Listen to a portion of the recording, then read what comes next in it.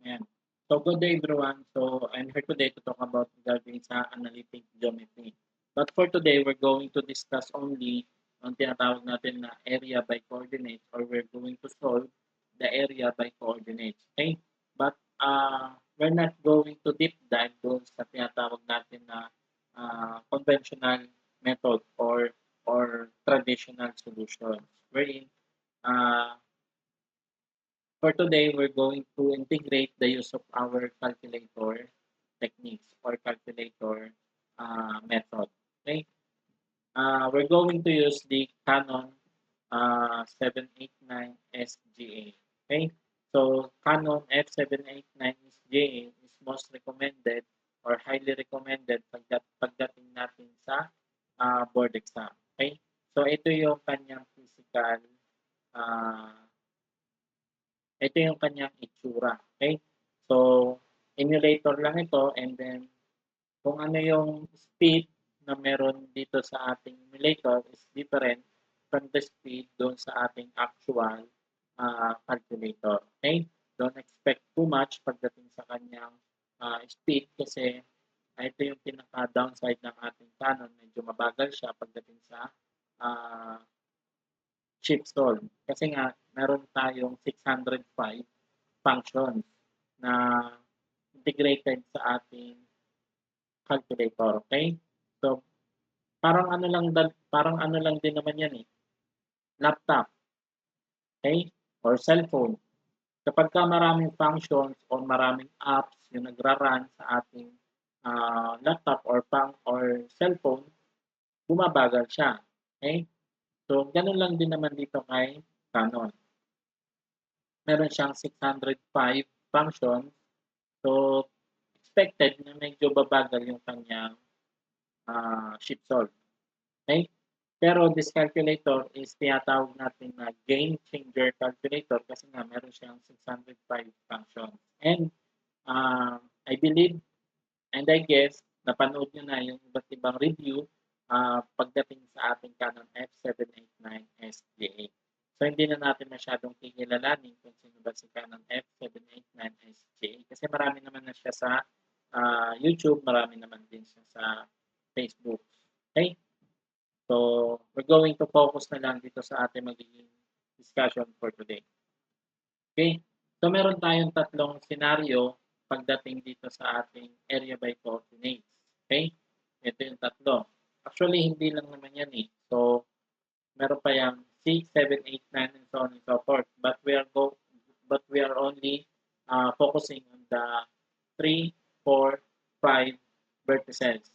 Wherein, ito yung somehow nasasama sa ating mga exams, hindi lang sa engineering, pati na rin sa ating licensure exam for professional teacher, mathematics majorship. Okay?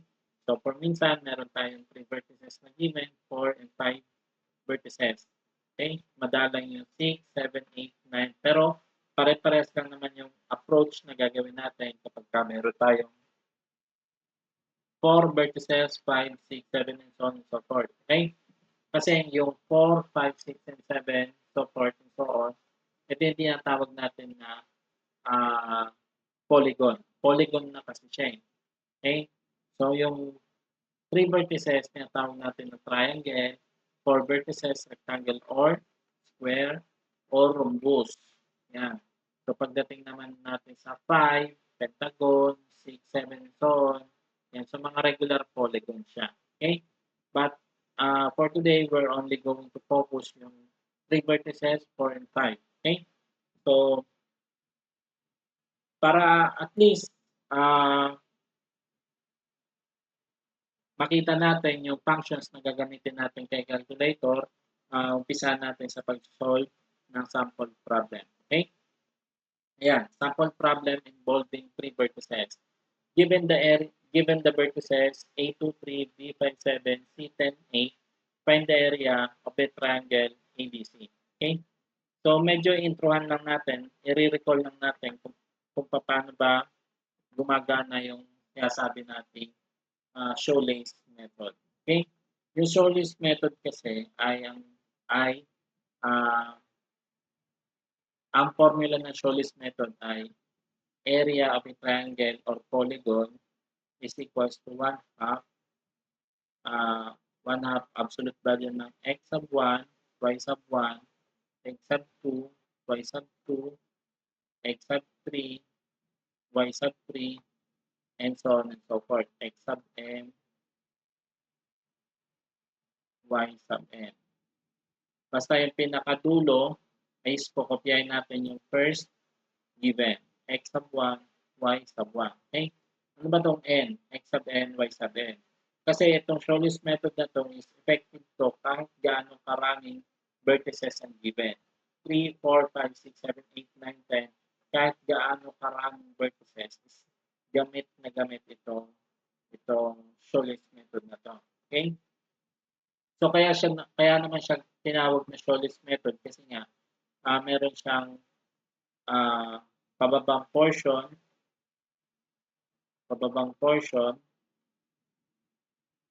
at meron siyang pataas na portion. Yan. So kung i-imagine niyo parang sintas, para siyang sintas talaga siya na ita-tie up natin at the end. So i-ribbon natin pagdating dito, di ba? So para siyang sintas, di ba? Para siyang sintas. Pero technically, itong approach na ito is derived from matrices. Okay? So matrices lang din naman itong Shawley's method na to. Minsan nga tinatawag itong basket method. Kasi di ba meron tayong basket, ganito lang din yung itsura niya. So basket method. Okay? So pero technically, ang idea lang nun is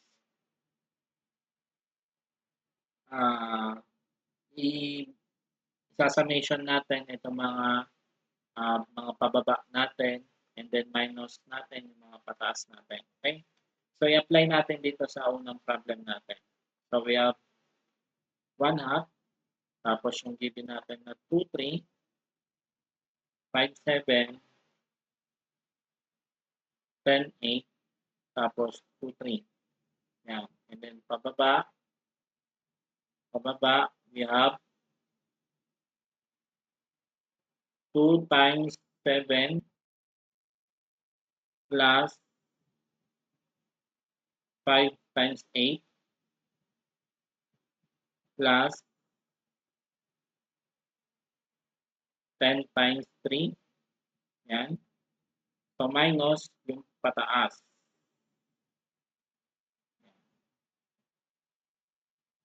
3 times 5 plus 7 times 10 plus 8 times 2. 8 times 2. Kung nalista na natin lahat, pwede na natin simplify. So technically, makukuha natin dito ay negative 17. Yan. Negative 17. And then, i-divide natin by 2. So, negative 17 over 2. Yan. So, ang question natin dito is may negative. Tandaan nyo lagi, kapag area ang pinag-uusapan, wala tayong negative area. Lahat ng area natin, lahat ng volume natin, lahat ng measurements natin is palaging positive. Now, kapag may area, ang ibig sabihin lang kapag may negative, ang ibig sabihin lang nun is yung kanyang direction. Okay? Kasi meron tayong dalawang direction. Clockwise and then counterclockwise. Okay? Clockwise, pag positive, kapag negative naman, yung kanyang rotation, axis of rotation is pa-negative. Okay? Negative. So, positive, negative, clockwise, counterclockwise. Okay?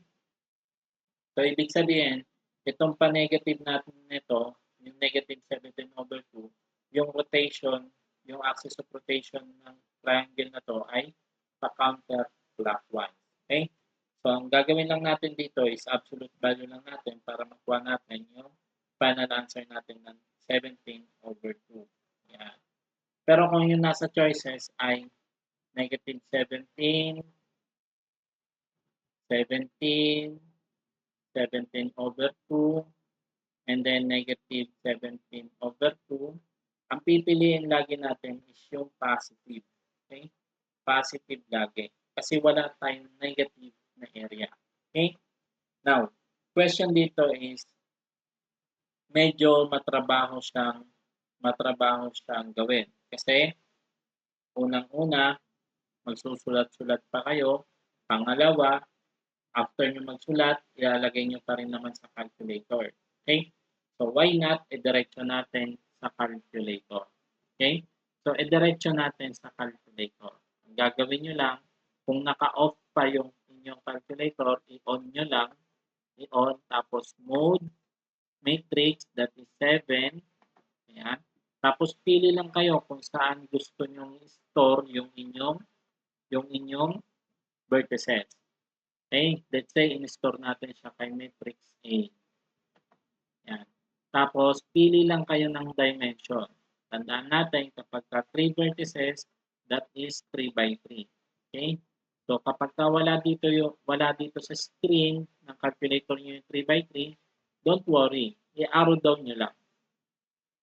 Okay? Pagka-arrow down nyo, makikita nyo dun sa screen, meron tayong 3 by 3 na nasa number 2. So, piliin lang natin yon. Yan. So, pagka-pili natin yon, lalabas na yung matrix natin. So, ilagay lang natin yung mga coordinates. Coordinates lang muna. 2, 3, and then 5, 7, and then 10, 8. Ayan. Sir, anong ilalagay natin sa dulo? Sa dulo, ang ilalagay natin is 0.5. Lahat yan constant na 0.5. 0.5 lagi. 0.5. Sir, bakit 0.5? Tandaan nyo, sa area ng triangle natin is 1/2 base times height. So, may 1/2 dyan. Ang 1/2 dyan is 0.5. Tapos, dito sa area ng shoelace natin, naka 1/2 din siya. Ang 1/2 natin dyan ay 0.5. Now, ano significance nun, sir? Ang significance kasi nun is not every one of us is maalalahanin pagdating sa mga formula. Minsan may nakakalimutan tayo, okay, na multiplier. Okay, nakakalimutan natin yung katiting. Kunwari, multiplier natin na 2. Minsan nakakalimutan natin yon. So, para hindi natin makalimutan yon, yung 1/2 na yan, ipapasok natin mismo doon sa matrix natin. Okay? Kasi technically, ang nakikita natin sa iba't ibang tutorial, sa YouTube, sa mga review center, ang pinakadulo, ang laging nilalagay nila dyan ay 1. 1 ang nilalagay nila dyan. Then after the process, saka sila magdi-divide by 2 pag nasa dulo na. Okay? So para maiwasan natin yun, kasi minsan nakakalimutan talaga mag-divide by 2, ilalagay na mismo natin sa matrix natin. Okay, so instead na 1, gagawin natin 0.5. Okay, 0.5. And then press AC or on, kahit alin doon sa dalawa. Okay, let's say press on. Yan, kailangan yan. CA or on, walang problema doon. Okay, and then ang pinaka-formula na natin dito pagdating dyan ay area ng triangle. Area ng triangle is equals to depth mata. Ayan. Since sa letter A natin siya in-store, so depth mata. Ayan. So depth mata. Tandaan niyo lagi yan kapag ka area given yung 3 vertices or coordinates, ang formula natin dyan ay depth mata. Tapos yung ilalagay nyo doon sa dulo is constant na 0.5. Okay? Constant na 0.5. Okay? So, paano ba natin palabasin yung depth mata? Pindutin lang natin yung apps. Tapos, kapag hindi nyo makita dyan, arrow down nyo lang. Arrow down nyo lang. And then, makikita nyo dyan. Meron tayong determinant dito, determinant. Pindutin lang natin yan. Yan. So, pag napindot na natin yon, hanapin na ulit natin si mata. So, apps 3. Yan. Apps 3. Yan. So, pwede nyong i-close, pwede rin hindi, walang problema. Okay? Pag equal natin, meron na tayong 8.5 or ipa-fractions natin kung naka-fraction yung answer answer, i-fraction lang natin. Itong F to D. Ayan, F to D. Fraction to decimal. Okay, F to D. Ayan, 17 over 2, 17 over 2, negative 17 over 2, negative 17 over 2. Ibig sabihin lang yan, ang ibig sabihin lang ng negative is yung kanyang rotation. Okay? So, walang problema doon kapag negative siya. Basta ang final answer natin lagi ay naka-absolute siya or kahit hindi nyo na siya i-absolute, i-disregard nyo na lang yung kanyang negative sign. Okay? Negative sign. So, ang final answer natin dito ay 17 over 2 or 8.5. Okay? So, yan yung ating pagsusolve ng 3 vertices. Yung method 1 natin. Okay? So, meron pa tayong method 2. Method 2. Na yung method 2 is ito yung gagamitin natin mamaya kapag nandun na tayo sa involving 4 vertices, involving 5 vertices, involving 6, 7, 8, 9, and so on and so forth. Okay? So, ito yung ating tinatawag na method 2. Yung paggamit ng table. Okay? Paggamit ng table. Yan. So, for now, ito muna tayo. Mag-focus muna tayo dito sa ating 3 vertices. Okay? So, solve pa ulit tayo and then the rest of the items is itry nyo. Okay? Solve ulit tayo and the rest of the item is itry nyo. Okay? Yeah. So, isusolve ko yung number 1 and then hopefully isolve nyo yung number 2 and then number 3. Okay? So, punta lang ako dito. Mode 7, 1. Arrow down and then 2. And then negative 4, 3.5, negative 2, 3.5, and then 1, negative 3.5, and then CA or on, walang problema. Press up, arrow down, 1, press up, 3. Answer, 6 square unit. Yeah. So, 6 square unit.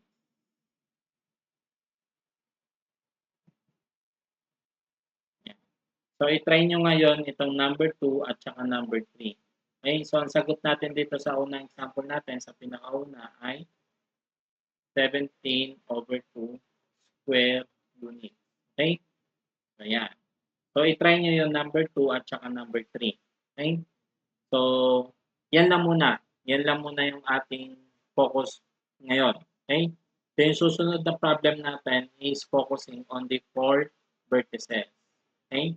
So, I hope may natutunan kayo and if you want more clarification concern, pwede kayo mag-message sa ating FB page, PRTC Learning Hub, or you can direct me message Kevin Pura. So, hanapin nyo lang. Thank you so much and have a great day.